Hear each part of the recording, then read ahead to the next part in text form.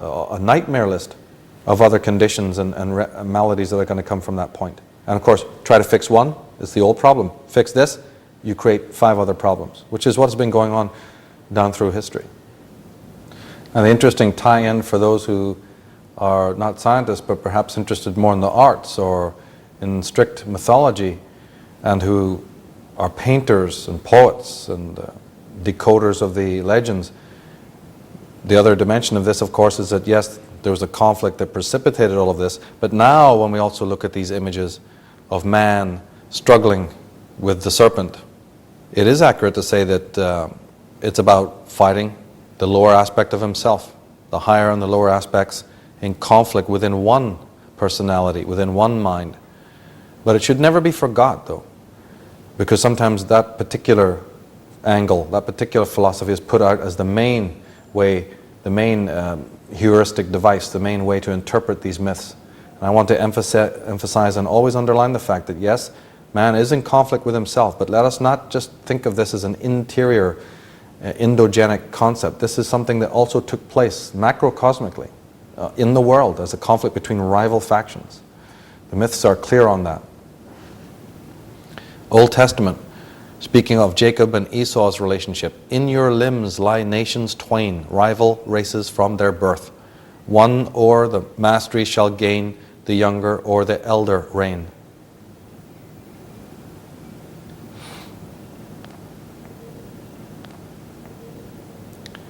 Now, even with the loss of the technology, or the majority of the technology, the Atlanteans, after they regroup in the Middle East, are still burning with hatred over what has happened. And they realize that their Lemurian nemesis are out there.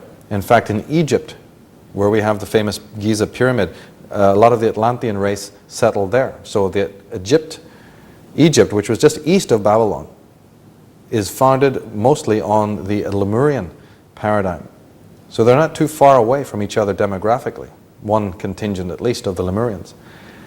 But the Atlanteans, who are the master geneticists, and it's habitual to them to be dealing in genetics, they decide to make yet again another slave race, another race that will be able to serve them and carry out their bidding. However, this time they decide not to go to the human species at all, because they're sick and tired of that. They thought every time we've done that, it's never worked out. But there are other life forms on the planet Earth. There's lots of fauna. And so they were making genetic profiles of the fauna. And specifically they discovered that the DNA of the reptile, the humble Earth reptile, crossed well with their own alien DNA. I mean, we've all heard that statement, cold-blooded like a reptile. Well, this is the advent of the reptilians, this particular phenomenon that has puzzled a lot of people who study these subjects. So after the pole shift, the Atlanteans continued a seek and destroy policy against their nemesis, the Lemurians. Despite having scant technological hardware, they also managed to continue some primitive genetic experiments. The fauna of the Earth was studied, and eventually alien DNA was crossed with that of several species of creature. It was found that the reptile possessed the qualities of the alien masters of Atlantis had desired all along. And of course, it's not just reptiles, but down through history, mythology, history, legends are replete with mention of the strange births. That's right, the Minotaur, the unicorn, the centaur, the griffin. We have the story of the siren. And again, the dragon, the very idea of the dragon that could speak and had great wisdom. Reptilian beings. Clement, in his apocalyptic fragment, says, "And on earth shall be monsters, a generation of dragons, of men, and likewise of serpents." From the Babylonian legend of creation, man with bodies of birds of the deserts, human beings with the faces of ravens. These the gods created, and in the earth the gods created for them a dwelling. In the midst of the earth they grew up and became great and increased in number. And somebody might say, well, look, if these beings were created, how come we don't see them walking down Main Street today? Well, that's because they were phased out. And remember, you cross alien DNA with any life form, even a reptile, you will have two types of reptilian. Those who look more humanoid, so much so perhaps to be imperceptible And those are ones you could in fact walk past in the street and think that they're humanoid. And then you have the other kind who are clearly reptoid.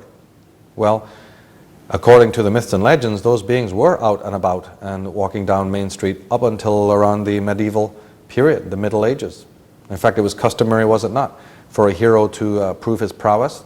The legends tell us you had to go and knock on the door of some such being and kill it, behead it, and wear that symbol on the shield for the rest of your life to prove your manhood. So these beings were very much visible at some time, and then at some point, probably as we moved into our industrial age, they were phased out. And as the legend of creation is saying here, perhaps the more reptilian beings were put inside the earth, hidden away in caves and underground cities. Well, even on cave paintings and cave etchings, we see upright, erect, standing reptilian beings. Professor J.J. Hurtak, one of the experts in ancient civilizations and ancient technology, writes, "In our research we have come across statuary of very grotesque beings who, according to the Indian and shamanic tradition, went into the earth at a time of a great cataclysm." And we have fossils now coming to light, and even skeletons. Michael Cremo and Graham Hancock and various other scholars are now showing us evidence that has been hidden from us for a long, long time. Now, Robert E. Dickow, in his book Agartha, tells of a Tibetan monk who learned that an alliance of reptilians and human black magicians were causing chaos and destruction in the surface societies by projecting malevolent energy fields into people's minds, using what we call witchcraft, the manipulation of energy. Dickow says that the monk led 400 warrior monks into the caverns to do battle with this serpent cult. And G. Warren Schufelt discovered the underground tunnels beneath Los Angeles, which the Hopi Indians had for centuries believed were inhabited by a lizard race over 5,000 years before. That's right, modern researchers have now discovered that under Los Angeles is networked with hollow caves and networks of labyrinths, some of which stretch all the way down to the Amazon of South America. This is all referenced. Again, go to the Taroscope's website. We have all the information on that you could possibly need. Here in a Mexican relief, we see the initiating feathered god on the left with his shield and his adornments. But on the right, we see a green serpent or green dragon who is actually devouring a human being. The great serpent of darkness with a human being in his mouth. And here, in modern corporate logo for Alfa Romeo, the Italian car company, we not only see the Knights Templar cross on the left, but we see on the right a green dragon with a crown above his head devouring a human being. Now you would think why any company would want to use a logo like that. The Italian car company Alfa Romeo. But here, the residence of the Italian Prime Minister, Berlusconi, in his garden, he has the same motif. A black crowned dragon devouring a human being. And in fact, one can get into the corporate logo thing and see that the serpent symbol is used extensively. The word Pepsi, for instance, which is a word that doesn't mean anything in English, is actually the Egyptian word for the devil, or the Egyptian word for the Lord of Darkness, Pepsa, or Apep. Many images from movies feature the serpent and the dragon motif, as well as the pyramid. And again, even mainstream media networks like NBC have this dragon's eye. And the medical profession, of course, as we saw earlier, use the symbol of the serpent, which is a very ancient motif, going back to the original scientists. Interestingly, the dollar sign has been noted to be similar in shape to a serpent around a pole, just like the caduceus. But more importantly is that this symbol, again, is not new. It's many, many thousands of years old and goes back to the ancient world. If we look on a chart here of ancient symbols, ancient occult symbols, we actually find the dollar sign, only it doesn't stand for money in the ancient world. It's actually the symbol of a scourge. And a scourge, if you look up that word in the dictionary, it means a whip. or goad, that which keeps people under control.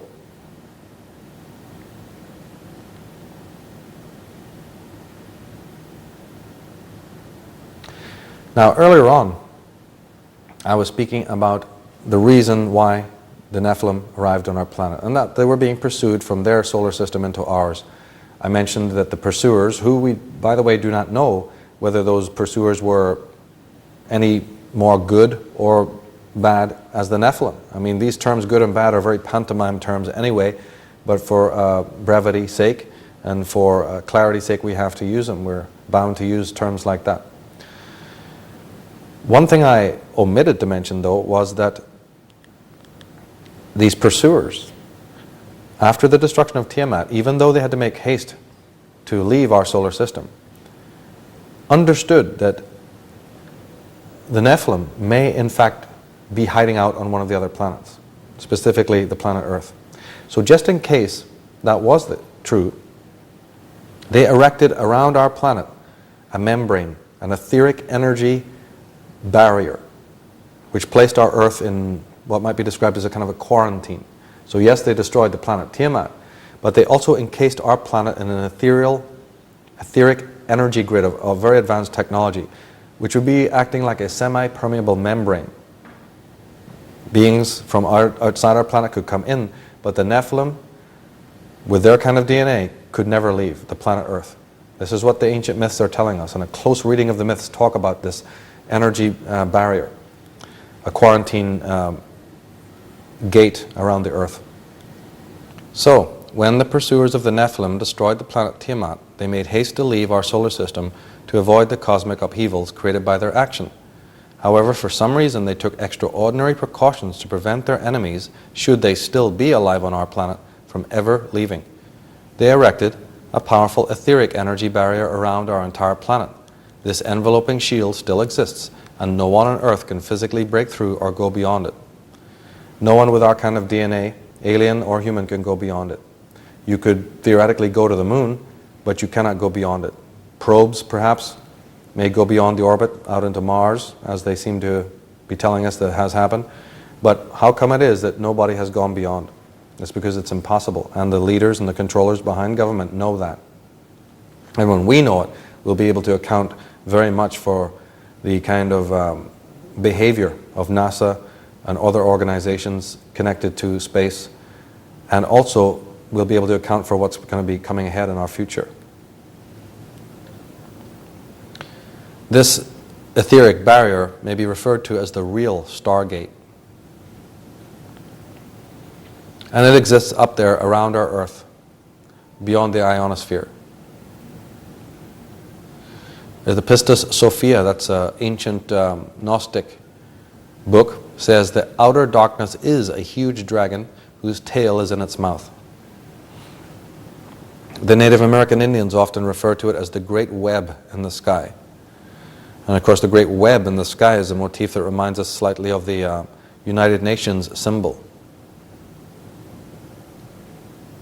But the most common symbol for the Stargate coming down through time is the symbol of the dragon or the serpent eating its own tail. This is also known as the Ouroboros. And on the right there, you'll see three of them, all from a different culture. The top one is from China, the central one is from Mexico's, and the bottom Ouroboros is Egyptian. So the same symbol was used and revered in many cultures throughout the world.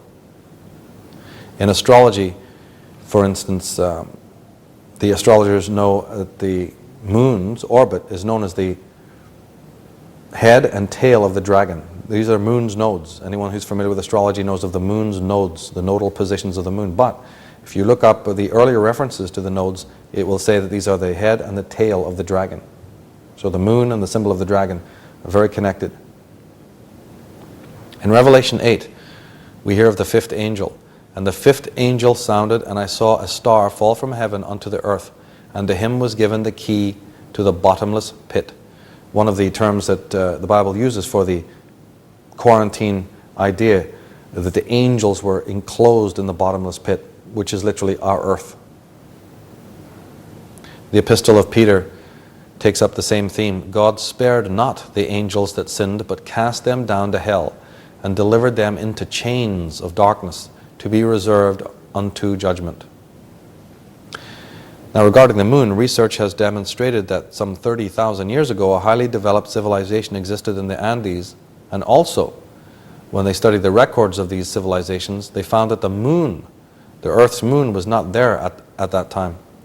This supports the evidence which suggests that the moon was not a natural satellite, but an artificial construction parked there some thousands of years ago. And Bill Cooper sums it up this way: no man has ever ascended higher than 300 miles, if that high, above the Earth's surface. No man has ever orbited, landed on, or walked upon the moon in any publicly known space program. If man has ever truly been to the moon, it has been done in secret and with a far different technology. The tremendous radiation encountered in the Van Allen belt, he says, the solar radiation, cosmic radiation, temperature control, and many other problems connected with space travel prevent living organisms leaving our atmosphere with our known level of technology. Any intelligent high school student with a basic physics book can prove that NASA faked the Apollo moon landings. If you doubt this, please explain how the astronauts walked on the moon's surface, enclosed in a spacesuit in full sunlight, absorbing a minimum of 265 degrees of heat, surrounded by a vacuum. And this has been beautifully brought out in the Pro, What Happened on the Way to the Moon, which clearly shows you that the hull of the spacecrafts, the spacesuits that they were wearing, are just two of hundreds of points that prove it's absolutely impossible. One could not fly at any speed through the magnetic ionosphere with those radiation levels and survive. The hull would have to be many, many, many inches more thick than that, which of course precludes it from flying up there in the first place. Now, we don't have time in a short program like this to delineate or cover all the machinations of the Atlanteans and their offspring down through the last 11,000 years. We can only glean or glance at some of the main points. And one of the most important periods for their strategies and machinations was the period that we know as the Renaissance. This is the 14th, 15th, and 16th century eras, and in Italy it's specifically known as the Renaissance, the rebirth. About at the time of the 15th century, as they were congratulating themselves on their progress, the alien bureaucracy discovered the presence of the Stargate. And they had to face the fact that even if all their technological hardware was successfully reconstructed, they still could not vacate the planet Earth, which had been placed under quarantine. They probably found this out the hard way. Here's an account of UFO activity, which we can reread in another way later on. But the account says, a very huge and puzzling meteorite fell thunderously in Soviet Siberia on July 30th, 1908. Peasants heard an awesome explosion as far as 620 miles away. A large area of forest was flattened as if an immense object had fallen. No remnants of the alleged meteorite could be found anywhere underground. Radioactivity had initially been released in enormous amounts. The general destruction showed that the energy released had been far greater than the mere impact of a falling stone, no matter how huge. Most significantly, the aerial path of the falling object had not been uniform, but amazingly changed during descent. Various Soviet scientists then put forward the amazing theory that it had been a spaceship driven by intelligent beings and loaded with a great power from a nuclear power plant, which had exploded through some accident. Now I'm listing this particular account because of course we know there's many accounts like this. But again, we have to do a little bit of rereading when we hear or see this kind of an account. The whole agenda for 11,000 years has been to hurry man forward, to subjugate the earth, to get hold of the ores, to do the mining in order to build back, as long as it may take it, to recreate the technological hardware. Then, as a close study of history shows you, the progeny, offspring of the Atlanteans, were able to rebuild their spacecrafts and actually had UFOs in the 15th century. But of course, the problem was, in trying to fly them up there, taking them on these missions, they suddenly encounter the Stargate. And that Stargate energy probably, as this account is showing, caused crashes to take place. And so, bemused and befuddled, they suddenly realized that, wait a minute, if their pursuers, if their fellows from distant stars have erected this barrier there and they're not able to get through it, there's a serious problem. You could build all this technology back, but you can't leave. Then what do you do? So again, this is another variable that very much impacts the times that we find ourselves living in right now. Undaunted by this discovery, the alien progeny decide to press ahead. They put their greatest intellectuals onto the problem to see if a solution could be found, believing that what technology could erect, technology could take down. The major dynasties of the planet underwrote occultists, scholars, scientists, and philosophers to work on the Stargate problem. Elaborate efforts were also made to cover up the existence of the real opus. The perfect covers came to be that of both science and occultism. It was so effective that even today most students and practitioners of both science and magic are unaware of the practical importance of their work and to whom it is of benefit. Those of the inner sanctums who adopt clever cover acts and stories in order to be able to work undetected, fronts are utilized by all major criminal syndicates, and it is no different with the children of the Nephilim who have a great deal to hide from public view. Now, the most powerful dynasty that enjoyed direct descent from the Atlantean bloodkin was the Tudor dynasty of England. The word Tudor comes from the word tutor, meaning the teachers, the educated ones, those with knowledge. And the leader of the Tudor dynasty during the Renaissance period was the Virgin Queen, Queen Elizabeth I. I think the term virgin is rather interesting in itself, but the symbol of the Tudors is the famous Tudor rose, which also implies the Rosicrucians. The Tudor rose is one of the reasons why today we have near most government buildings the famous rose garden, and you'll find rose motifs and rosemont and lots of terms involving the rose in and around the government buildings of the world. Not too far away will be the rose motif or the rose mural or the rose garden where the politicians will come to meet. It all goes back to the Tudor dynasty, and they themselves are a connection to the Atlantean warlocks of old. And Queen Elizabeth I was the chief. She was the daughter, of course, of Henry VIII. And they were put in charge of the Stargate problem. They were put in charge to find a way to break out of it. And it's very important to realize when we're reading about some of the medieval figures that what we're reading about are new Atlanteans. And two of these personalities were hired by Queen Elizabeth I. The person that she put in charge of the entire opus was the figure on the left, Sir John Dee. He was officially court astrologer to Queen Elizabeth, and he had a estate or large mansion on the Thames River called Mortlake. And he also brought in a colleague called Edward Kelly, an Irish clairvoyant. But they had also many connections throughout Europe. Sir John Dee is the founder, officially, of Enochian magic. This is an occult practice by which one can talk to the angels. However, John Dee had some other occupations. He was also the head of the Secret Service. All secret services in the world originate from the Tudor dynasty in England.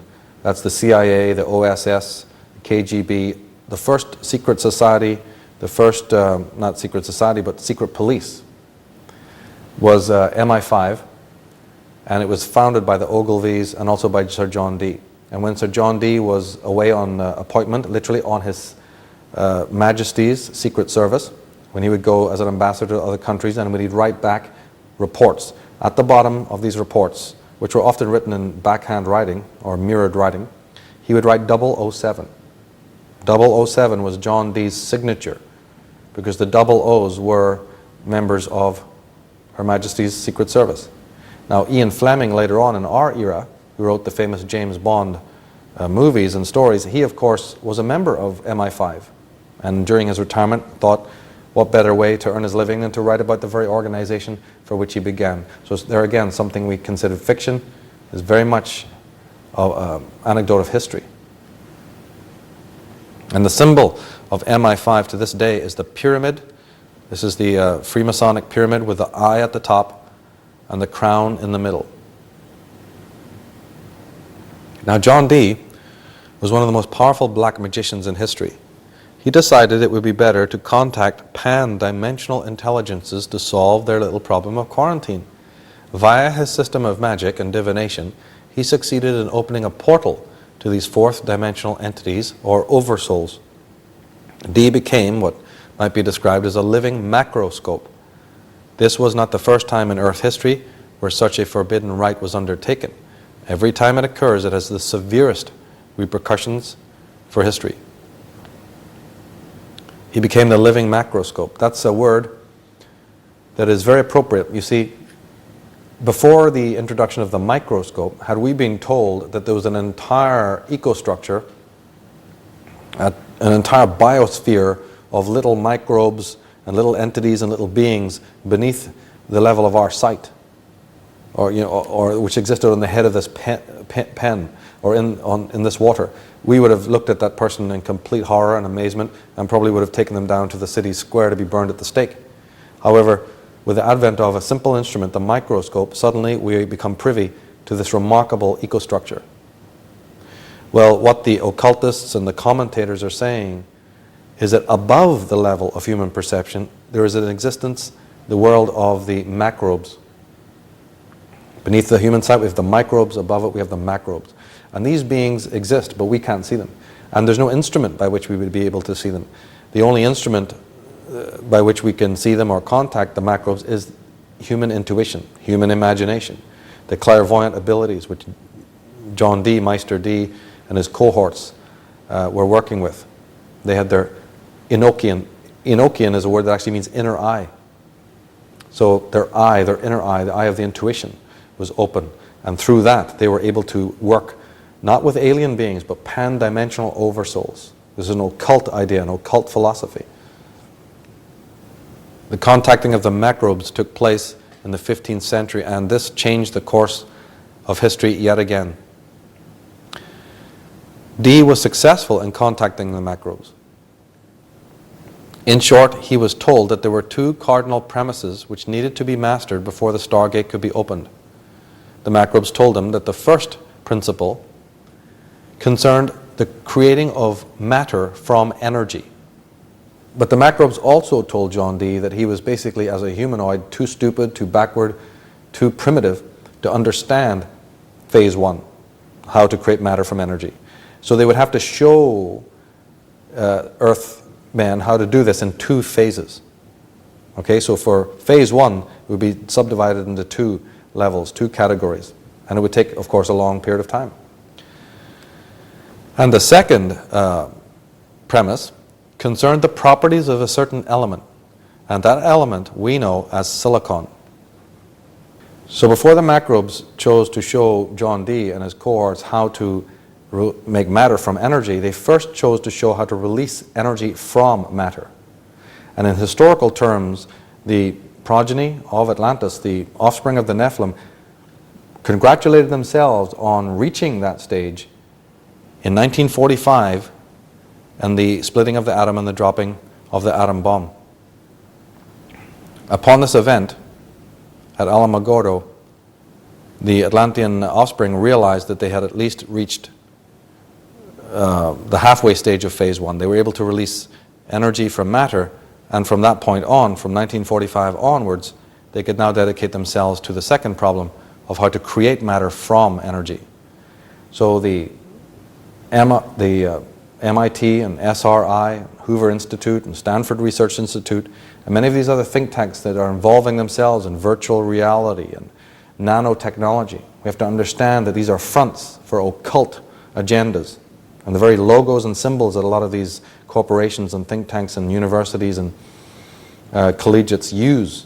If you're symbol literate, you will understand. They're telling you. They're literally happy to tell us through their symbolism what their real agenda is.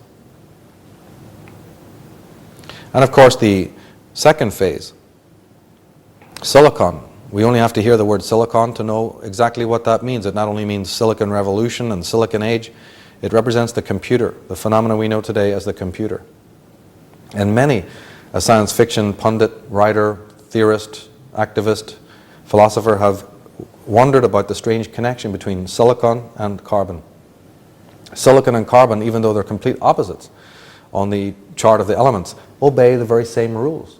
There seems to be some mysterious occult connection. And the occultists of old knew the very same thing that scientists know. They knew that there's a connection. And the computer is nothing more than a gateway, an opening of a door into the mystery of the connection between carbon life forms and silicon life forms. Very important element, which is why the microbes told them that. Now, Dee worked closely with his confederates all over the globe. The information transmitted by the microbes was done cryptically and was voluminous. Dee realized that many centuries would have to elapse before even the basics could be realized. He also knew how inefficient and counterproductive it was going to be to have separate genius types working in their private garrets all over the planet.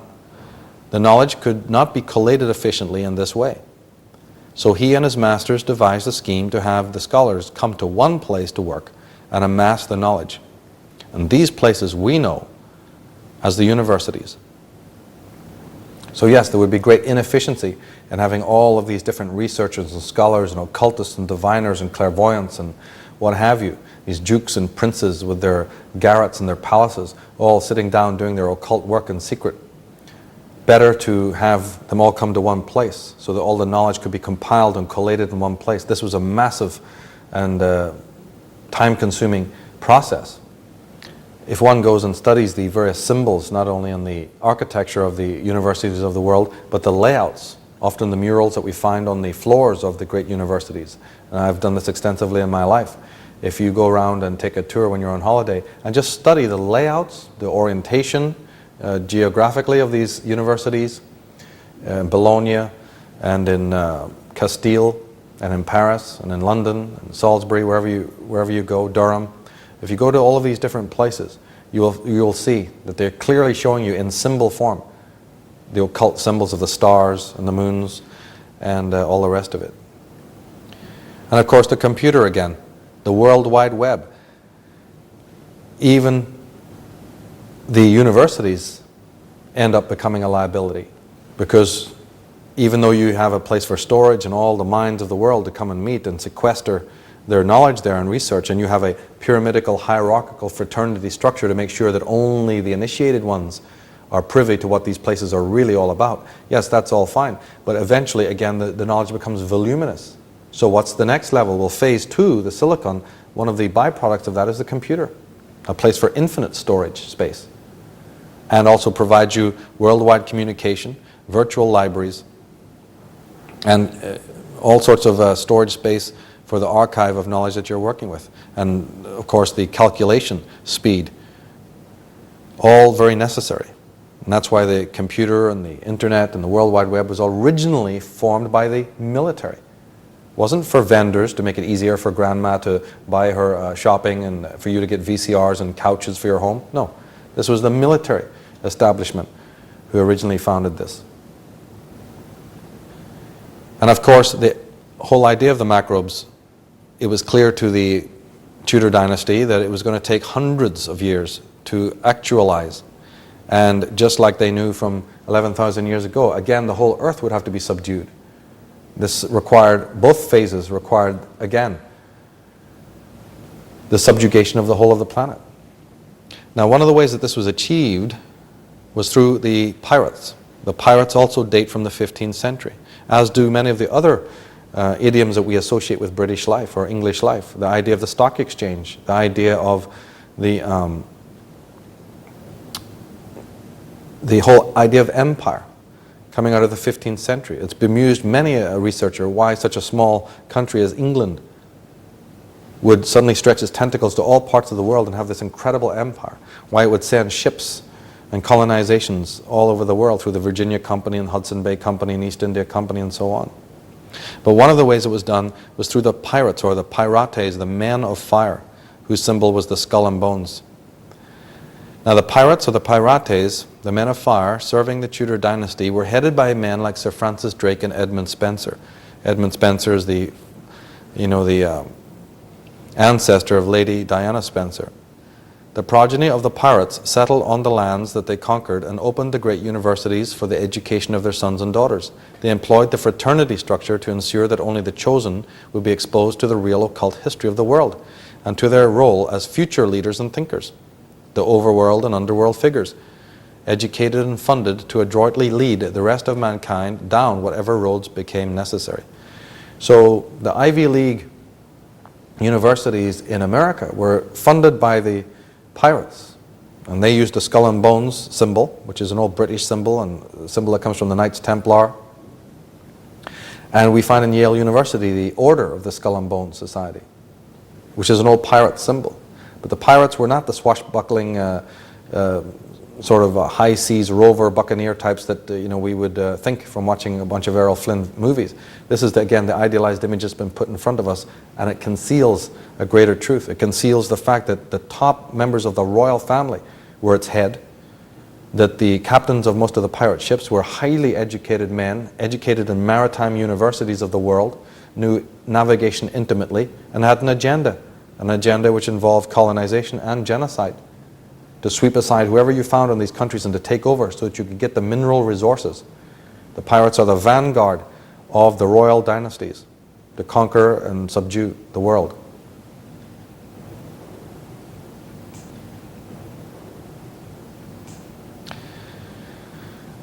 John Dee's mind was nearly frazzled by his communications, his astral communications with these strange overworld pan-dimensional beings. But he also was to find out that the macrobes don't work for free. Yes, they had the answers to the problem of the Stargate, but you see, they don't work for free. You have to pay them. And when John Dee entered into this giant pact, he was to find this out. And he was also to find out what the macrobes would want in return for the knowledge they were giving him. And what they wanted was blood. Blood, or what blood contains, is very important to the oversouls. Blood is very interesting in occultism. Blood has many magical properties. Blood has been sacred for aeons of time. We are yet unaware of the real magical properties of blood. Now, Erich Fromm, in his Anatomy of Human Destructiveness, puts it this way: at a deep archaic level, blood is a very peculiar substance. Quite generally, it has been equated with life and the life force, and is one of the three sacred substances that emanate from the body. The other two are semen and milk. Semen expresses male, while milk expresses female and motherly creativity. And both were considered sacred in many cults and rituals. Blood transcends the difference between male and female. In the deepest level of experience, one magically seizes the life force itself by shedding blood. And of course, we know that blood contains cortisol, and that cortisol is connected to adrenaline. The whole idea of the panic and the cortisol release under a state of stress, which is also involved in bloodletting. So what we're hearing here is that John Dee literally put up the entire human race as in the blood pact, in this great black mass. And we can understand this because even your homegrown, common or garden Satanist who's ready to sacrifice a cat or a frog, or in certain cases they even sacrifice human children, it's aware. We are aware that the place and the location and the timing are very important. And the letting of blood is very important. Well, if you're dealing on a ritual level as large as what Sir John Dee was dealing with, we also need a vast quantity of sacrificial victims and blood. And John Dee was of the mind, when and where? How much do you need and when do you need it? Because his agenda was to help his brethren escape this planet. And if they had to put the whole human race up in sacrifice, so be it. It's a small price to pay. But place, time, and location are also very important in ritual. It's not just the releasing of blood or the killing of victims that's enough. There's other factors that go into it as well. Now, as far as locations go, there's another dimension to this.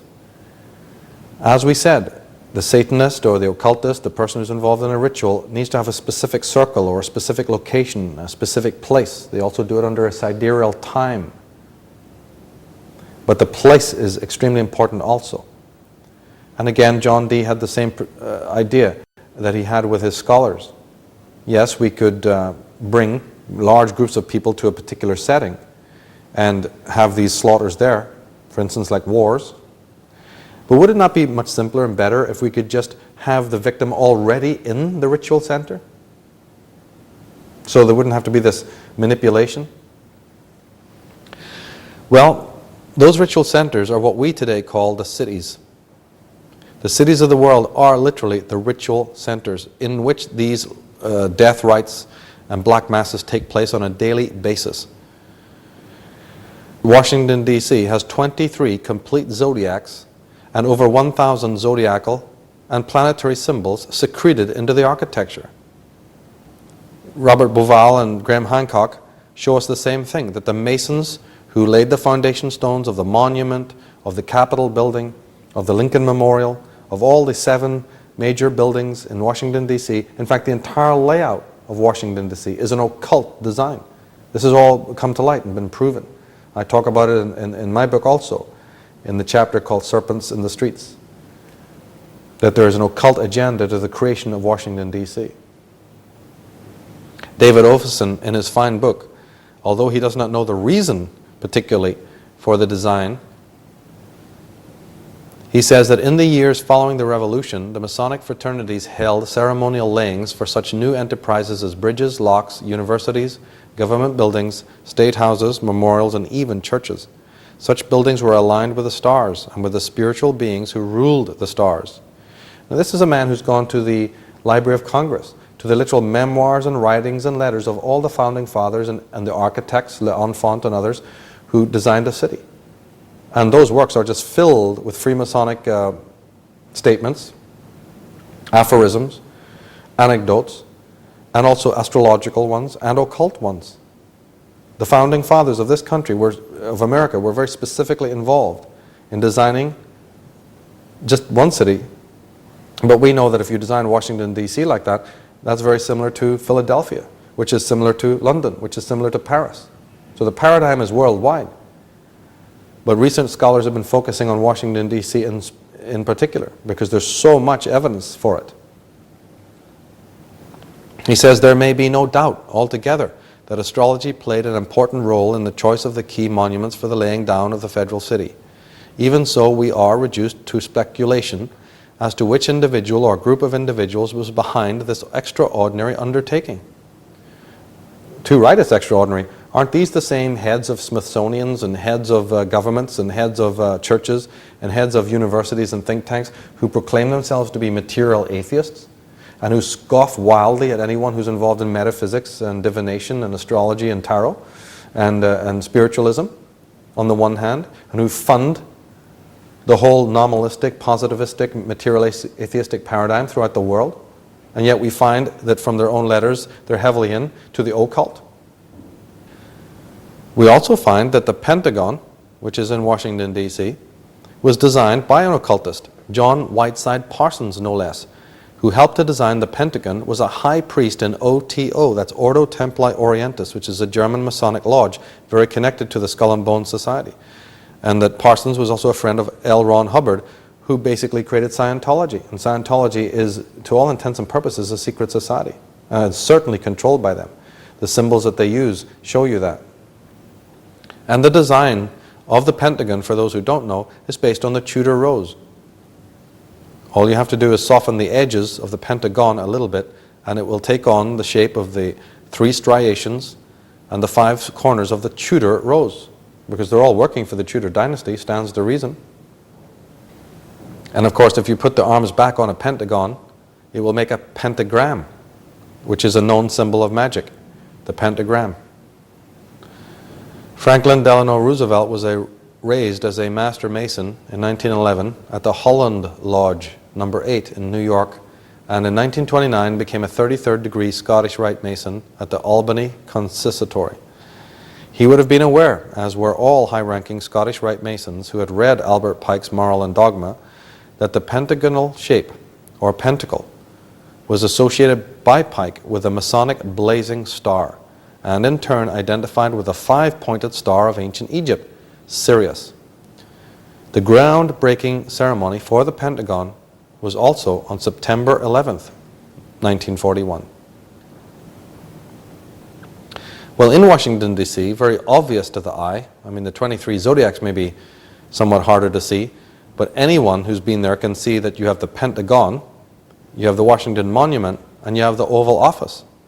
And people visit those every day. The idea of the phallic monument has been noted that its shadow casts right up to the Oval Office, the oval being the symbol of the female.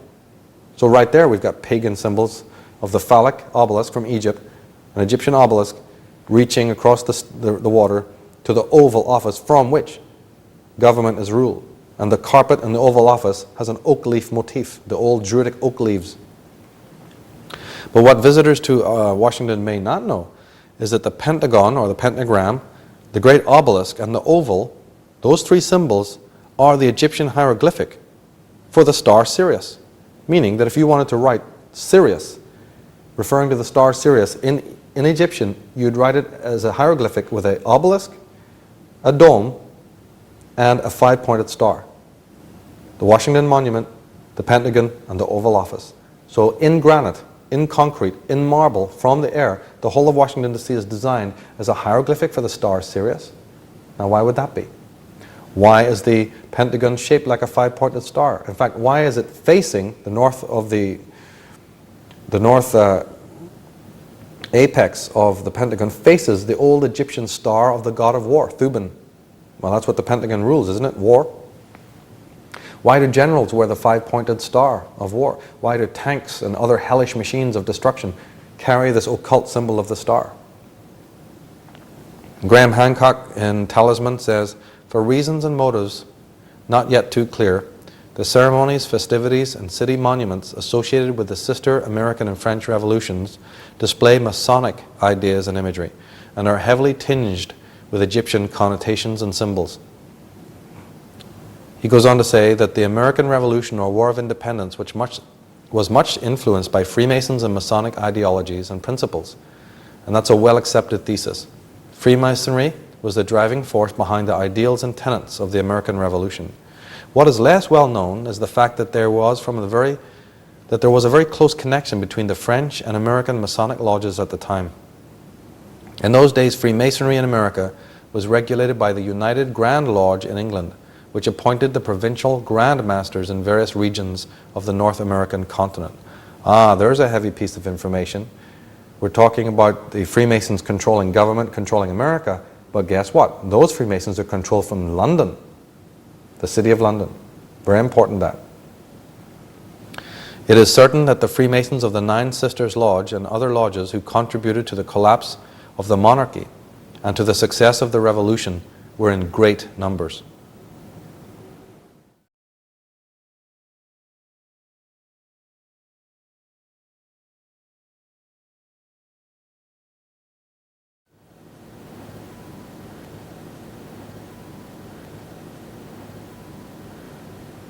So we understand what's happening, but do we understand who exactly is doing what?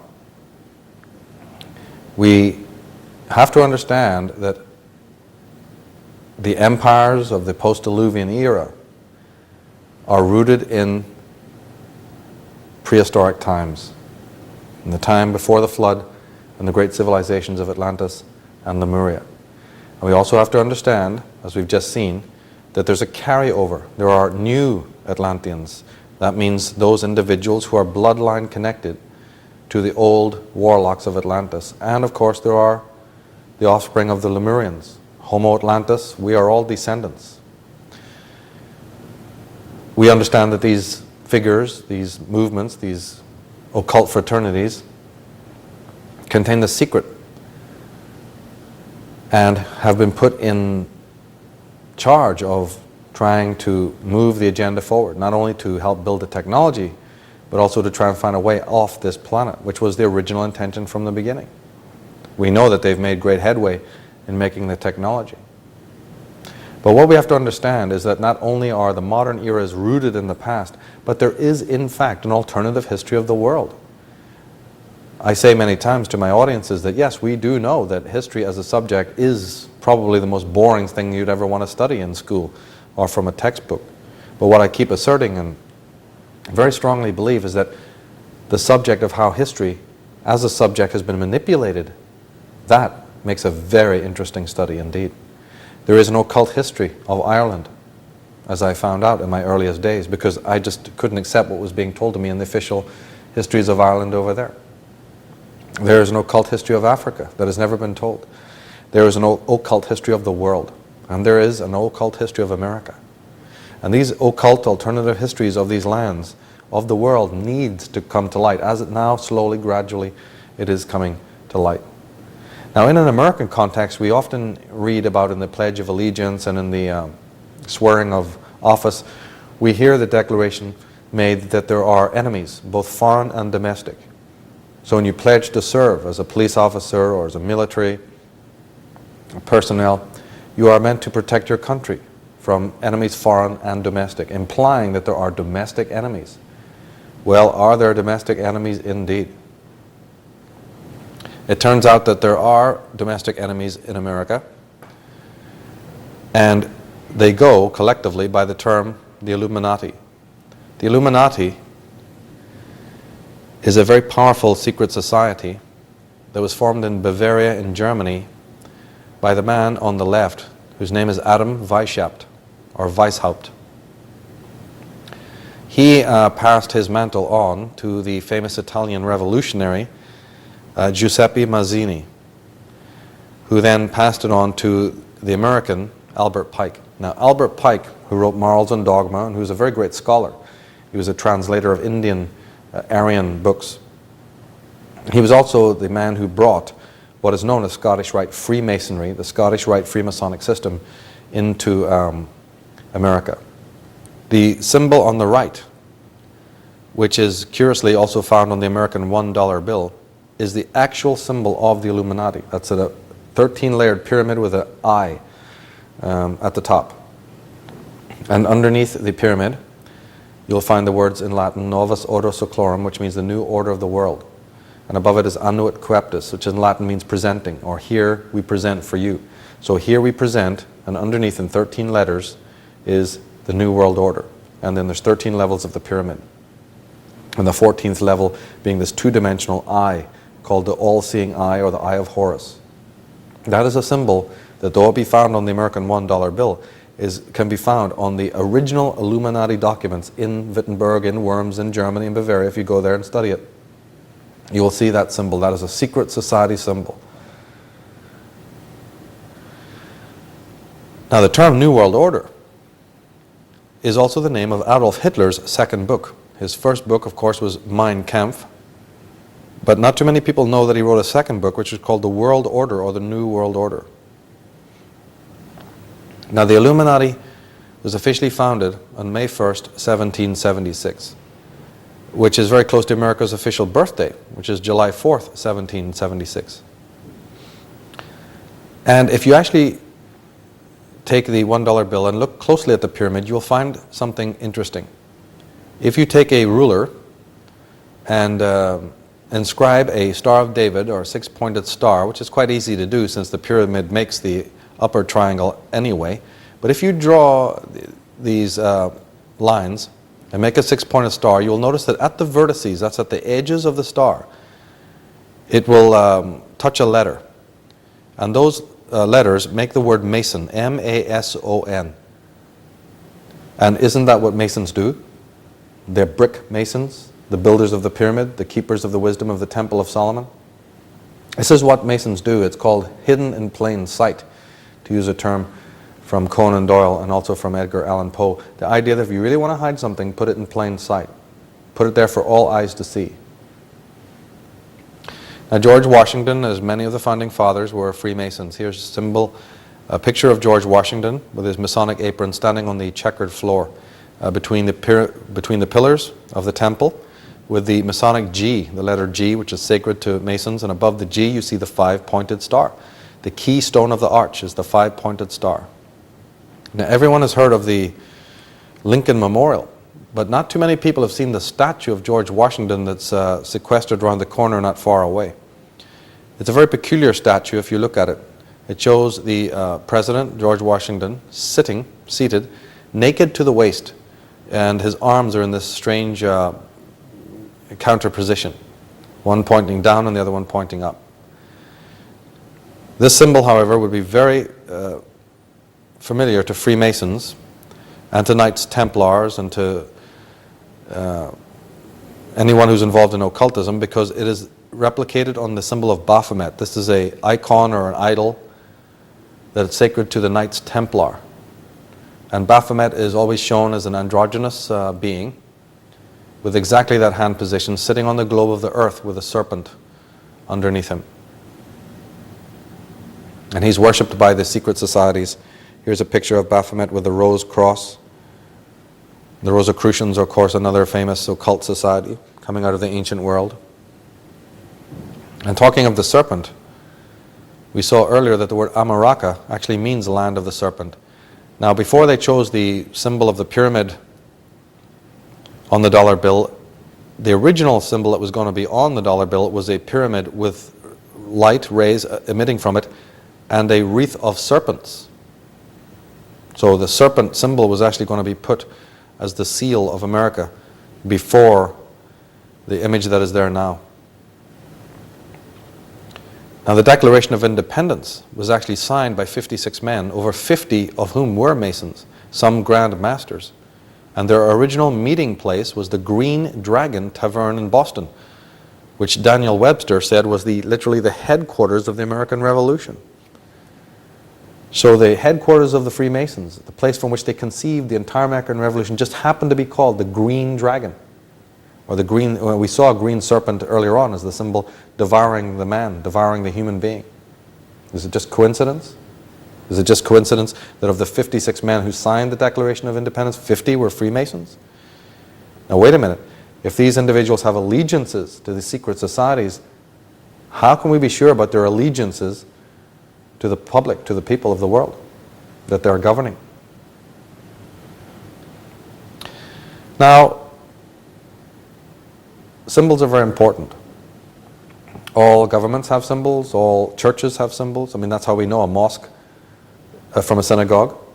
That's how we know a policeman from a nurse. That's how we know different football teams. Symbols are very important. And political organizations also are known by their symbols. Now, the symbol of international fascism is the fasci, from which the word derives. And a fasci in Rome, an old Roman symbol, is a bundle of rods with a hatchet through the middle of them, with the hatchet axe part, the blade of the axe, or the blade of the hatchet poking out through the rods. So that is the symbol of international fascism, and it's called the fasci. What troubles me, though, is that is exactly what you see on the floor of the Congress room in the United States of America. You not only have the 3 tiers, the 3 levels, 3 is sacred to Freemasonry, and in the other presentation we do called The Subversive Use of Sacred Symbols in the Media, in the Origins and Oracles series, we go very deeply into these Masonic symbols and colors and other artifacts and logos that are being used. But here on the Senate, you literally see the fasci at the back on the wall. That's the symbol for international fascism. Why, of all the symbols of the world, would the Roman symbol for fascism be on the United States Congress room, which is considered to be a democracy? Now, this Freemasonic monopoly of government positions continued for at least the first 100 years of United States history. According to a 1924 census, even in that year, the Senate had a membership which was 60% Freemason. Now, Freemasonry in the lodge have certain rules of conduct. Here from the Duncan's Ritual, we read some of their allegiances. It says, "I will aid and assist a companion Royal Arch Mason when engaged in any difficulty and espouse his cause, whether it be right or wrong. A companion Royal Arch Mason's secrets shall remain as secure and inviolable in my breast as in his own, murder and treason not accepted." So here we have the most extraordinary passage. Here in their rituals, we literally see that if one of these characters gets into trouble, his brethren are there to absolutely swear to protect and exonerate that individual, to keep his secrets, even if they have to do with treason and with murder. And yet then we find that these individuals make up a huge demographic of those who are ruling in government. Perhaps that's the reason why we don't see a lot of them in the dock after all the atrocities they perpetrate, we find that they have all sorts of excuses, and we hardly ever find them in the courts as we might find ourselves in the courts. Got allegiances? Well, here's a statue of George Washington, another one, a bust of George Washington, and on the plinth underneath we see the subtitle is Freemason and First President. Now, I'm not even American, but I kind of take exemption to this title. Let's read it again. It says George Washington, Freemason and First President. Now, in my mind, it should say First President and Freemason. But it doesn't. It says Freemason and First President. So I didn't write it, and neither did you. The Freemasons who erected this are literally telling you what comes first in the order of things. And we need to take this very, very seriously. Because the allegiances that these people have to their secret societies behind closed doors, to their own agendas, to their own machinations, these are the ones that come first. They preempt any of the other oaths and allegiances and duties and responsibilities that they have to the people. Now this makes a lot of sense when you take it on board. If I make a promise to you, but my fingers are crossed behind my back, how much good is that promise? Here at the G7 summit, you have the whole picture portrayed. You have the leaders of the world. On the right you have Mitterrand of France, in the middle you have Bill Clinton, and on the left there's Tony Blair from England. But they're all sitting around a table. In the center of this glass table is the Illuminati pyramid, and coming from that pyramid are striations of light. Now we might ponder what the symbols mean. We also might ponder what the terms mean. What does it mean to have a G7 summit? What is a summit? What is a peak conference? A peak conference. What is the floor of the house? These are all Freemasonic terms, as a little homework will show you.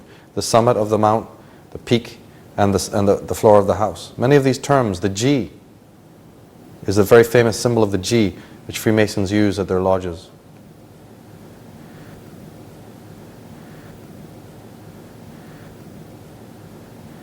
So, here we are trying to connect the modern world and its leaders to the old world paradigm.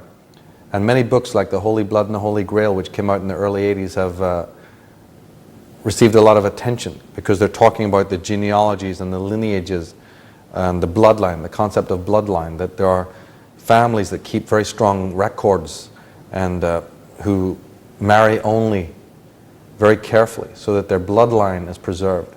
What is bloodline and how does it work? Why are royal families so possessed with this idea of the blue blood? Well, we find that has a context very much in the modern age. In chapter 15 of the book of Enoch we read, "And now the giants who are produced from the spirits and flesh shall be called evil spirits upon the earth, because they are born from men and from the holy watchers in their beginning and primal origin. They shall be evil spirits on earth, and evil spirits they shall be called. And the spirits of the giants will afflict, oppress, destroy, attack, do battle, and work destruction on the earth and cause trouble. And these spirits shall rise up against the men, the children of men, and against the women." Now, Peter Tompkins, in his book Secrets of the Great Pyramid, quotes from Manly Palmer Hall, the great American philosopher and occultist. "Not only were many of the founders of the U.S. Masons, but they received aid from a secret and august body existing in Europe, which helped them to establish the United States for a peculiar and particular purpose known only to the initiated few." A secret and august body coming out of Europe? Well, we just learned about the Illuminati, the illumined ones, who went throughout the world trying to recruit dukes and princes to their cause. But could it be the Nine Sisters Lodge of France, or the Grand Orient Lodge of France with Duke d'Orléans at the head? Could it be the Knights Templar, or the Knights of Malta, or the Knights of Columbus? We've got a lot of secret societies operating in the world. But here is Manly Palmer Hall, the great theologian and student of occultism, talking about America literally being connected to that purpose. William Bramley, in his excellent and compulsory reading book, The Gods of Eden, says that the Sumerians state that the first human kings on earth were the offspring of the custodial rulers who mated with the human women. Those matings entitled the half-human offspring to become the early monarchs on the earth. Now, of course, we often see in government and certainly in royal circles the red carpet idea, the walking on the red carpet. We also hear about the cutting of the red tape. We also see the red square, like not just in the Kremlin, but the coronation of Queen of England was on the red square. St. Paul's Cathedral, we have a red square. We have one in Vatican City, in which the chair of the Pope sits is on a red square. And we have the idea of the red runner that the royal families walk on. And often we'll see American presidents and other dignitaries walking on the red carpet. The red carpet is used by royal families to symbolize the bloodline that comes from the past and stretches out into the future and upon which they walk. The red carpet is bloodline. But it's an old story. Sir Thomas More, from the time of the Tudors, 1478 into 1535, before he was killed by his good friend, Henry VIII. He reported on the conspiracy. He said, "Everywhere do I perceive a certain conspiracy of rich men seeking their own advantage under that name and pretext of the Commonwealth."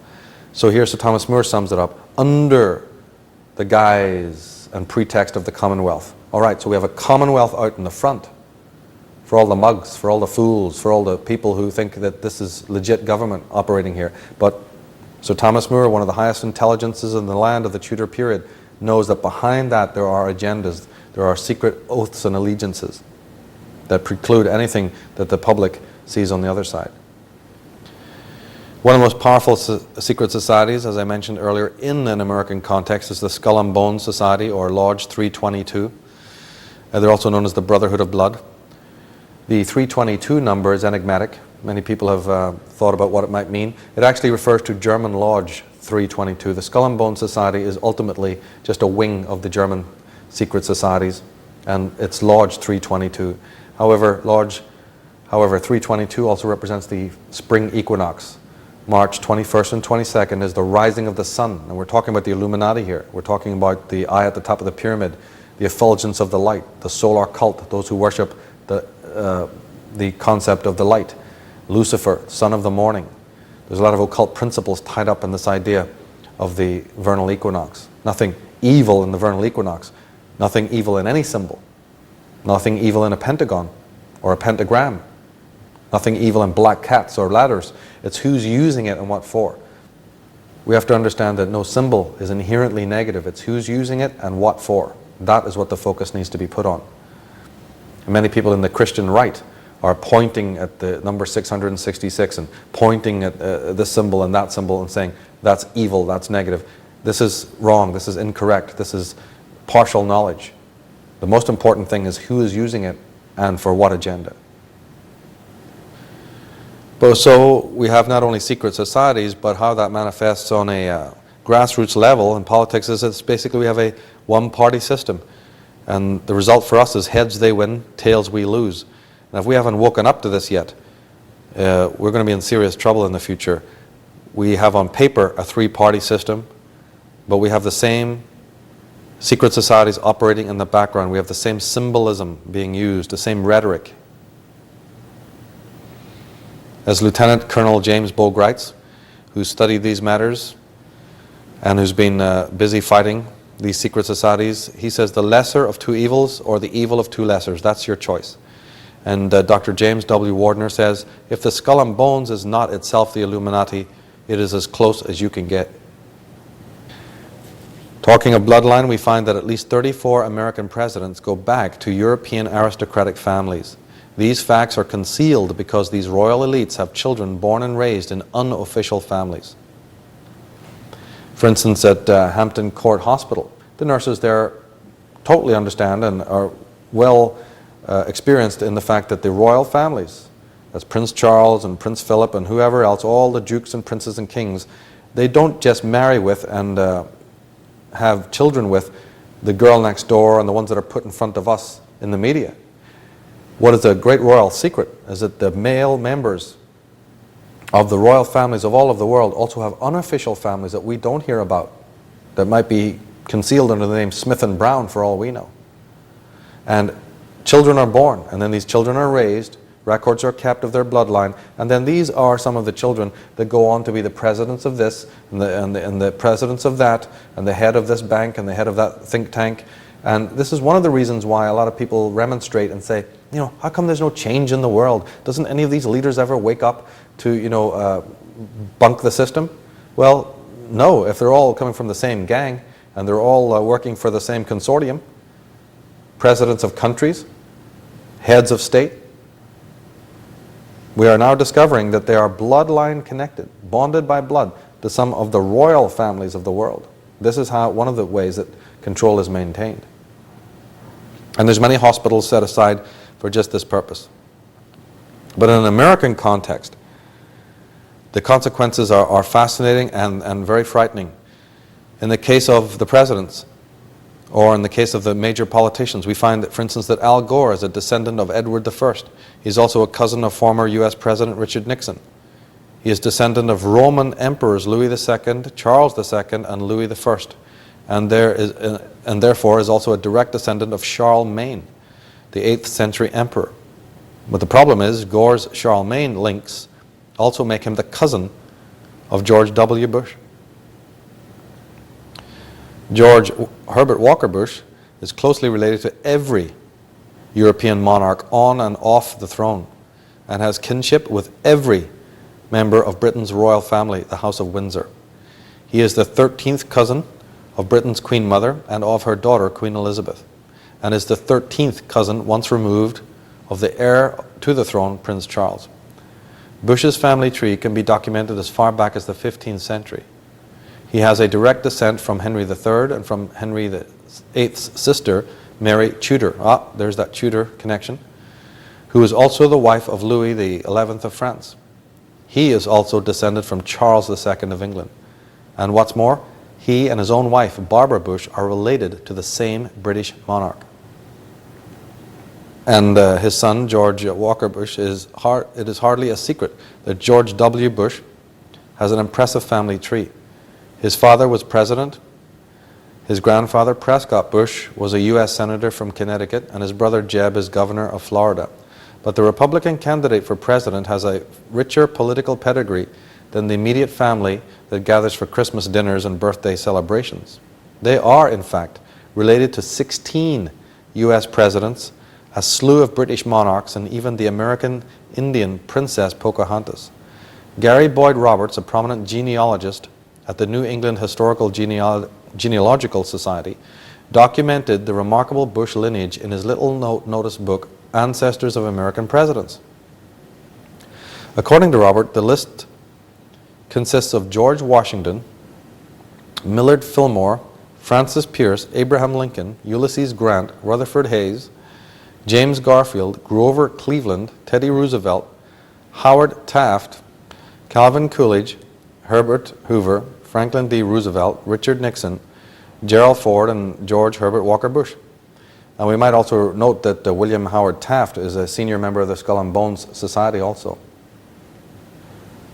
But the Bush family, that's President George Herbert Walker Bush specifically, his line goes through Prescott, his father, through Samuel, through Hannah Ruck, through Anna Marbury in the 1500s, to Eleanor de Bohun in the 1300s, through Princess Elizabeth Plantagenet in the 1200s, and all the way back to His Highness King Edward I Longshanks. Now ask any Scot or any Irishman who Edward I Longshanks is, and they'll be happy to tell you. Edward Longshanks was the tyrannical king that murdered and brutalized his way through England and Ireland, and was actually known by the Scots as the Hammer of the Scots, a fiend, an absolute merciless murderer. Here we have his descendants on the American throne. You think you don't have an aristocracy here? Think again. This information comes from Burke's Peerage and from those who keep the genealogical records, not from some fringe, freaky, conspiratorial crazies. This comes from the documented evidence of those who keep the Burke's Peerage, almost the who's who of all the royal families of the world. The researcher David Icke says that Father George and wife Barbara are both descendants of Godefroy de Bouillon, who in 1099 led European noblemen in the successful crusade to recapture Jerusalem from the Islamic faith and moved into the king's palace at Temple Mount. Godefroy de Bouillon was the first king of Jerusalem and the Duke of Lower Lorraine, a major region for the Illuminati bloodline. So here we have their ancestors involving in crusades. Now there was 7 or 8 great crusades, and the Christians won one of them. All the others were lost to the Islamic people. Now, as I said, these facts are well known to those behind the scenes of power.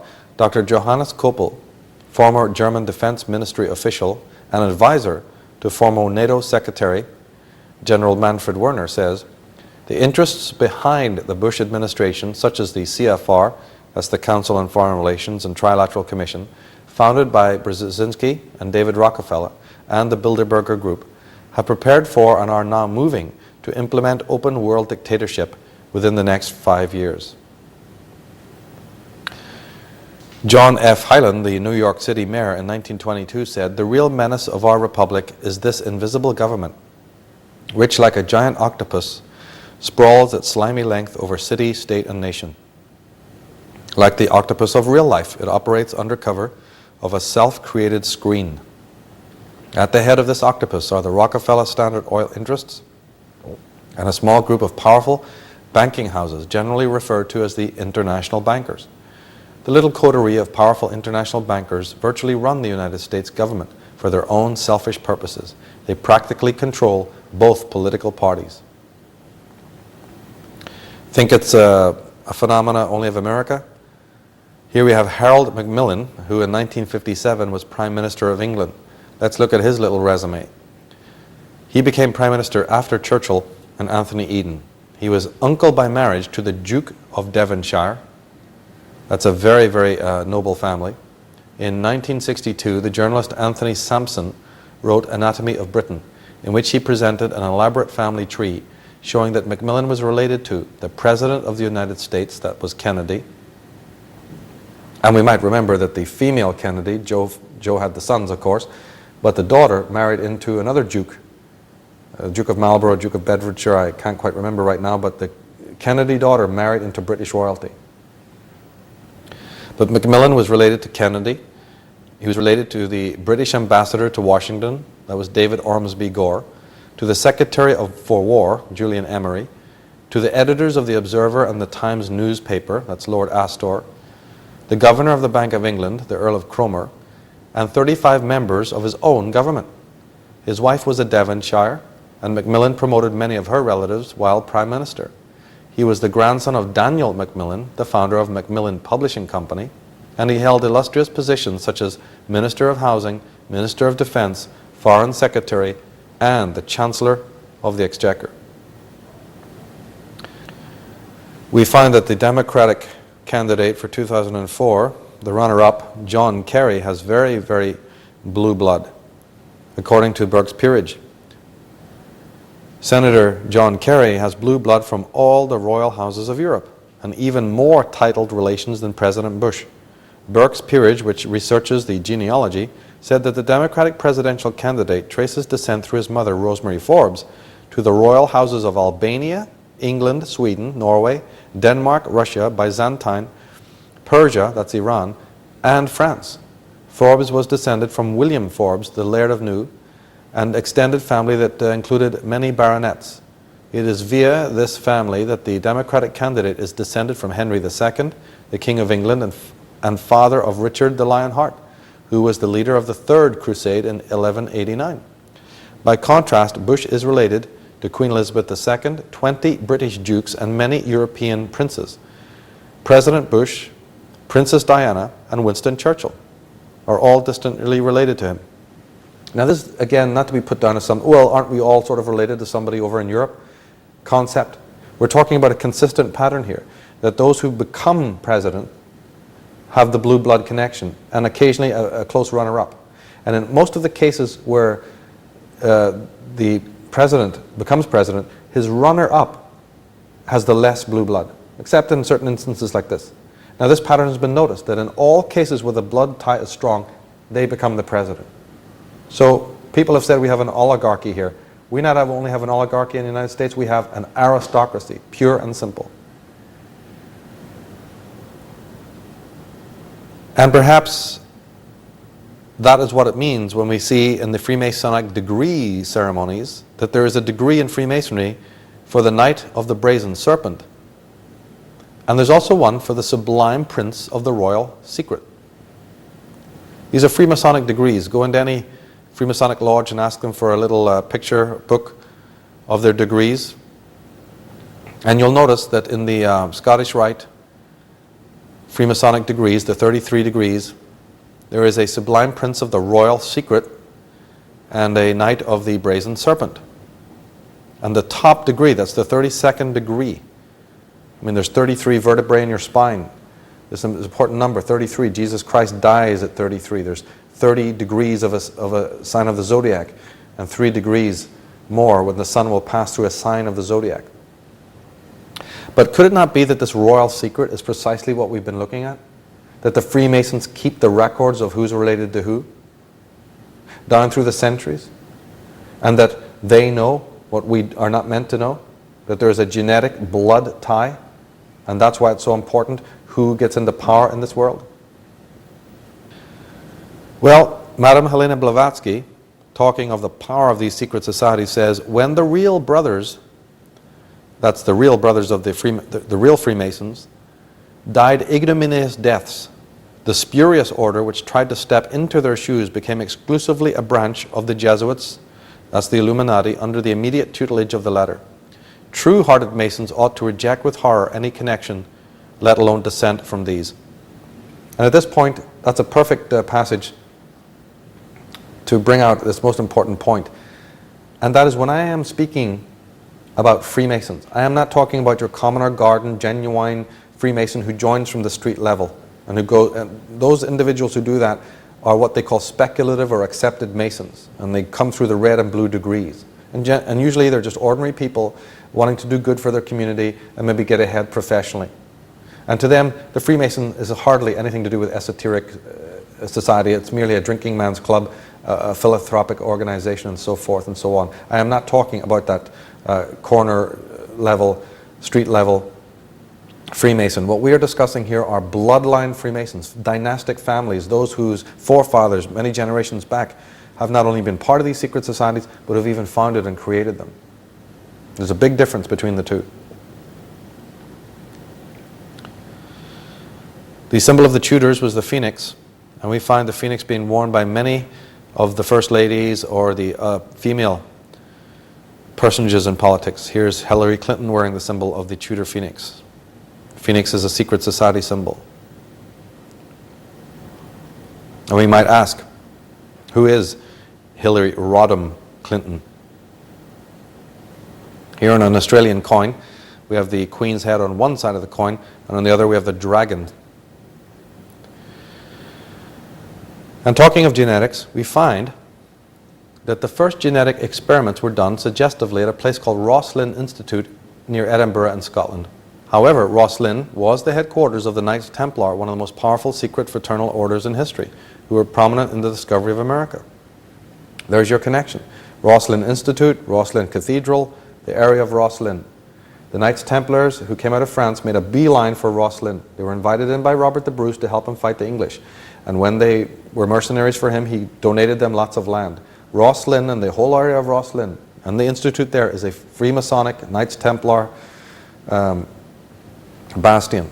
And is it not curious that that's where the first experiments were held? Is it also a coincidence that Francis Crick and those who were meant to have cracked the code of the DNA were also working at Temple Bar in Fleet Street, right across the road from the Temple Lodge, also dedicated to the Knights Templars? Now, the word Rosslyn in Gaelic means ancient knowledge handed down through the generations. Ancient knowledge handed down through the generations.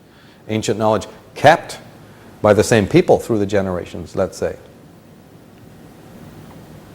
Now, the G, which is often seen in Freemasonry, it actually doesn't mean God, and it doesn't mean geometry, and it doesn't mean Gaia, like so many people are pointing. When you write G in the lower case, it is actually a symbol for the serpent.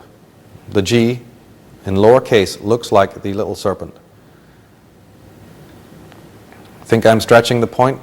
They're only happy to tell you this themselves. Here we have an advertisement for the Gene Trust. And look, they have the Masonic G, the serpentine G, and then they're happy to tell you, be a part of history. Yeah, be a part of their history. And again, the corporate logos, the advertisements, the magazine covers are telling us something. The fusion, we take it for granted, we don't notice it. It's all in plain sight. Biblical symbols, and the question of cloning. Spiritual symbols, ancient metaphysical, alchemical, powerful ancient symbols from ancient societies and ancient worlds, but we have them twinned, crossed over with science and technology and genetics. Here on Time magazine, during the countdown to war for the war in Iraq, but the front cover shows us something slightly more interesting.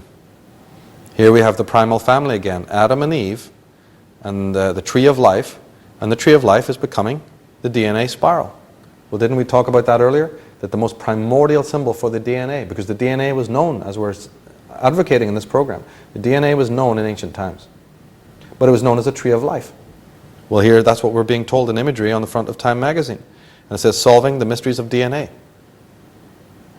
And countdown to war, the nuclear atomic war that we think is always an external event, but is something much closer to home. Now, the puppet masters would much prefer a race of soulless, programmable robots to serve them, and had that in mind. However, mechanical robots give as many problems as having problematic humans around, and the latter are still useful for various occult reasons. It was therefore thought best to reduce the organic human to the level of the machine, which has been successful. Anyone who studied Thomas Hobbes and Malthus and Herbert Spencer and Bertrand Russell, like we went into in Atlantis, Alien Visitation and Genetic Manipulation, the other program in this series, we clearly see that there's many contingents within the Illuminati and the secret societies and the royal families who absolutely would have loved to have wiped us out long ago. I mean, that's just a simple fact. And they almost advocate this themselves. Prince Philip's happy to tell you that he would love to be reincarnated as a virus to come back and help clean the world of its useless eaters. So, why haven't they done it? The macrobes, remember, those agencies needed sacrifices. And John Dee and his coterie had put up the whole of the human race in a pact. And that is probably one of the only reasons we are able to join the military and go out to the fields of battle and be covered in occult symbols like oak leaves and five-pointed stars, and being decorated and marked for war. The cavalry having the acorns and the crossed swords. That's a very ancient symbol, the crossed swords. It is actually the symbol for the Battle of Armageddon. The two crossed swords is the symbol for the Battle of Armageddon. So we can be marked for death and sent out to the fields of France and the world to die in mass rituals and not know the reason. We can have serial killings, we can have mass slaughters, we can have assassination. That's all right, because that is going towards the Great Pact. But the other coterie that still thought we were basically a waste of time, were convinced that, look, you needn't get rid of them, you can reduce the human race to the level of a robot. Let's make that the policy. That's bound to work. And unfortunately, that program has been very successful. Manly Palmer Hall puts it this way. He says, to repress rebellion is to maintain the status quo, a condition which binds the mortal creature in a state of intellectual or physical slavery. But it is impossible to chain man merely by slaving his body. The mind also must be held, and to accomplish this, fear is the accepted weapon. The common man must fear life, fear death, fear God, fear the devil, and fear most the overlords, the keepers of his destiny. Now, Aldous Huxley, one of the insiders and a New Atlantean, in his speech at University of California Medical School says, there will be in the next generation or so a pharmacological method of making people love their servitude and producing dictatorships without tears, so to speak. Producing a kind of painless concentration camp for entire societies so that people will in fact have their liberties taken away from them, but will rather enjoy it, because they will be distracted from any desire to rebel by propaganda, brainwashing, or brainwashing enhanced by pharmacological methods. And this seems to be the final revolution. So here is the operator. Here is the social engineer, happy to tell you that not only are we working on a policy of destroying your mind and keeping you in servitude. I mean, I'm just letting you know that we're doing this, they're saying. We're busy working to keep you in chains, but we're also really anxious that you're going to enjoy the whole process. So it's very important to us that you, the slave, enjoys your servitude and never raises a murmur against it. Anyone who's read my book Atlantis or has read any of my other works, who's browsed my website and so on, know that I go into this kind of condescension a lot and talk about how this policy is working. You only have to look around you today at people in the world to find that not only are they not even questioning their predicament, their frustration and their addictiveness and their addictions and all the maladies that they're beset with, not only are they not questioning it, but they're actually finding ways to enjoy it. This control, this mind control, has actually been more than successful. A dictatorship with a smile. Dictatorships without tears. Now, one of the main practitioners of mind control and one of the top theoreticians was Dr. Delgado, who wrote Physical Control of the Mind Towards a Psycho-Civilized Civilization. He says our understanding of genetics is very clumsy at present, but we can produce lethal mutations with EMF fields. Perhaps we will someday be able to use the technique to produce behavior changes. This new knowledge is so important that I think it should radically change the philosophy of our educational system, which believes in the sanctity of individuals, thinking that an individual exists at birth. This is not true, and this science is going to prove the fallacy of democracy in the sense that we talk about rights of the individual. This democratic belief is not true. Because we are forming this individual, because we are constructing his brain, we are willy-nilly making the differences we either desire or dislike. So these Frankenstein nightmares are actually coming out of biographical characters. Here are the top scientists of the world, literally happy to tell you that they don't even give you the right to exist at birth. That which you consider your existence is a figment of your imagination.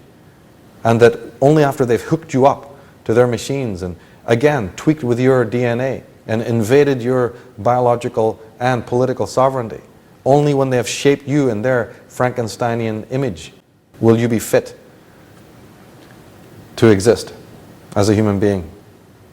As Anthony J. Hilder says, kill, control, or incarcerate. Take your pick, because that's the plan. Man merely is considered by them to be largely an imperfect evolutionary step towards the intelligent or the organic computer. If one reads Thomas Hobbes, if one reads Descartes, if one looks at these post-Descartians, you will see that this is clearly true. One of the great revealers and exposers of this is the deceased researcher Jim Keith, who in his books clearly showed you the plan of biocontrol and mind manipulation of man. But as we're pointing out in this program, this is an old story. They're just back in business. Curtis R. Schaefer, the engineer from Norton Kite Corporation, he says the ultimate achievement of biocontrol may be the control of man himself. The controlled subject would never be permitted to think as individuals. A few months after, a surgeon would equip each child with a socket mounted under the scalp and electrodes reaching selected areas of brain tissue. The child's sensory perceptions and muscular activity could be modified or completely controlled by bioelectric signals radiating from state-controlled transmitters. Werner Vinge, San Diego University professor of computer science, speaking in 1993, says, "We are on the edge of a change comparable to the rise of human life on Earth. Within 30 years, we will have a technological means to create superhuman intelligence.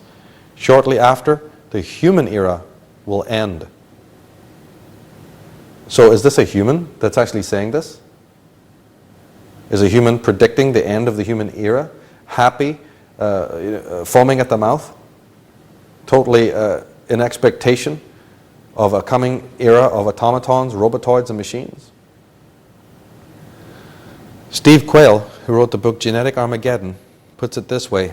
He says, a terrifying future thunders towards mankind, an impending fate embodied by monstrous, blasphemous combinations of human and animal genetic materials, of man-machine cyborgs, and of beings not only with increased capacities and extended lifespans, but also with re-engineered morality, void of compassion.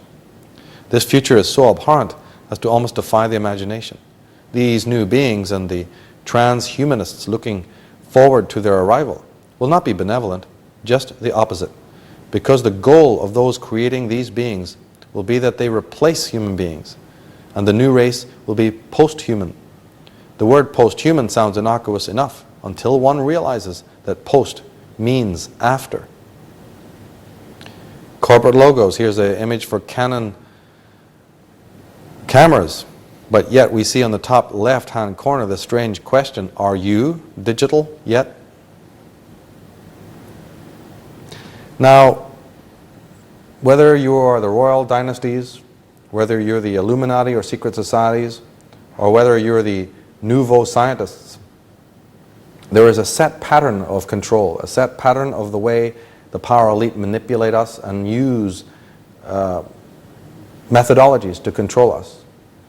And one of the most important ways can be referred to as the infernal trinity. It's actually a system of dialectics, but I like to refer to it as the infernal trinity. It's problem, confusion, solution. And David Icke and some other researchers refer to it as problem, reaction, solution. But I prefer problem, confusion, solution, since reaction could also potentially be a positive thing.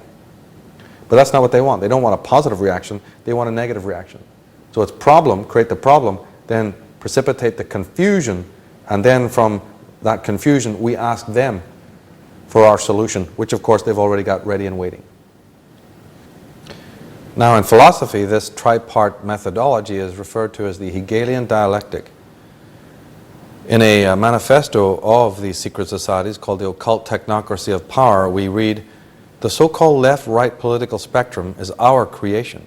In fact, it accurately reflects our careful, artificial polarization of the population on phony issues that prevents the issue of our power from ever arising in their minds. And in my book, I put it more humorously, the opposition party is called the opposition by its creators, namely the opposition. It's just a game. In fact, in The Hitchhiker's Guide to the Galaxy by Douglas Adams, the English writer, he says something very interesting. He says, the job of the president is not to wield power himself, but to lead attention away from it. The president's job is like a decoy to lead attention away from those who are really wielding the power. And the more successful the president is, the more popular he will be. Dr. Carroll Quigley, in his book Tragedy and Hope, and he was the guru of Bill Clinton and very much in touch with the secret societies of America, he said, it must be recognized that the power that these energetic left-wingers exercised was never their own power or a communist power, but was ultimately the power of the international financial coterie. They're masters of the game of dialectics. And that's why the triangle and the pyramid are important symbols in Freemasonry, as well as the checkerboard, which is also a noted symbol of Freemasonry. The checkerboard is how you play the game of chess, pitting one side against the other, the red and the black, or the black and the white. Now Winston Churchill, who before he got turned around to serve these secret societies, used to work to expose them. 3 years before the Bolshevik takeover of Russia, he wrote, from the days of Adam, Spartacus, Weishaupt, to those of Karl Marx, Bella Kuhn, Rosa Luxemburg, and Emma Goldman, this worldwide conspiracy has been the mainspring of every subversive movement during the 19th century. And now at last it grips the Russian people by the hair of their heads. So here's Winston Churchill. What an authority he is. Years before the Bolshevik takeover of Russia and the murder of the Tsar is literally telling you that secret societies are on the move. The same Illuminati is behind it. Well, that figures, doesn't it? Because the Russian flag is made up of old Druidic symbols. You not only have the sickle, which is the old Druidic sickle, You not only have the hammer, which is the famous gavel. It's a very specific hammer if you look closely. The gavel of the Freemasons, the people who break the bricks. And then you have the five-pointed star, the occult star of the occult secret societies. The Russian flag is a Druidic symbol. Now, of the major offshoots of the order of the Illuminati was a group called the League of the Just, when Karl Marx was a member. The League later changed its name to the Communist League. In 1847, they commissioned Marx to write their policy statement for the public.